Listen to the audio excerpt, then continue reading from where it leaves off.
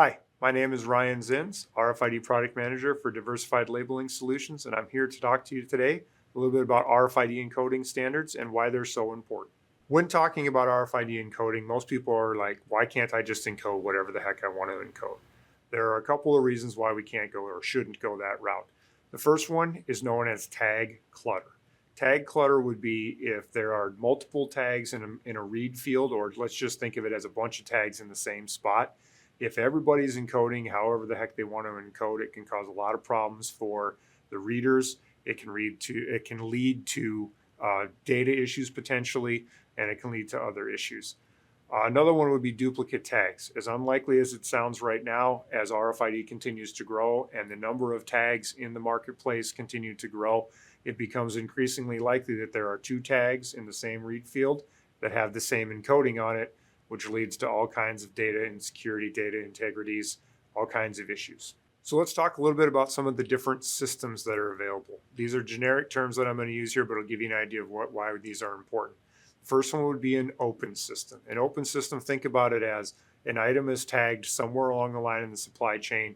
It leaves one business, goes to the next business. They are also utilizing the RFID information on the tag. That would be considered an open system.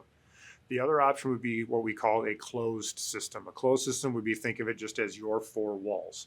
You're encoding the information. You're only intending to use the information inside for your own purposes. Once the tag leaves your building, you're unconcerned about the rest of it. Sometimes these are known possibly as cowboy situations. This is a term that Chris Brown has started, but the reason we call them cowboy is they're not very concerned about what anybody else is doing downstream, so to speak. They're only utilizing it in their building. They don't care, hence the term cowboy. So when is a standards-based or universally accepted encoding standard recommended? We here at DLS always recommend them. They're not per se required in most scenarios, but we always recommend them. We strongly recommend them for the following scenarios. If the read zone is very large, think of the footprint of a read zone is very large, there's more likely to be more tags in there. We want to have as many encoded to a standard as possible for various reasons. The tag readability is critical. If we have an application where we need to make sure that the tag is read right the first time, every time, then we definitely need to be following an encoding standard, as that allows the readers to do their jobs more easily. Another one would be a small or a short read zone. If tags are moving very quickly, or if alternative, if the reader itself is moving very quickly, there's only a short time for the tag to actually be read, then it's important that it's also encoded to a standard to help with data integrity.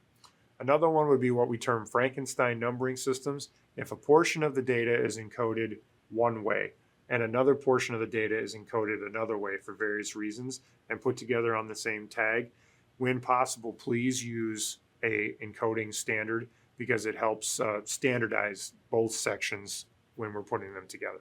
All right, so let's talk about the two governing bodies that administer the encoding standards globally. The first one, very popular or very prevalent here in the North American side of the world, GS1. They are the encoding standard people that set up the SG tin that everybody uses for Walmart. They also administer to the DSG tin and the SG tin Plus that are becoming much more popular and prevalent in both pharma and the food supply chain space. They have a multitude of other ones. Some of the more important ones are the SSCC, the GRI encoding standards, and the Department of Defense. That is GS1 encoding standard. The other body, globally very popular, is the ISO. Automakers fall under that one. They also have the OXA, which would be item level. It's the same thing as SG10 to a degree, same concept anyway, just a different way of going about it. And then they also have OXC1, which is the airline bag tag family of encoding standards. If you fly Delta, you maybe don't know it, but you have Delta or an RFID tag on your bag, it is encoded to this standard.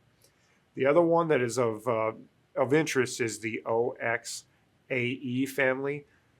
Earlier when I referenced the cowboy encodings or your own proprietary internal encodings, if you'd like to stick with that, but you want to wrap it up a little bit with a encoding standard wrapper that will help for various reasons, this is where we go.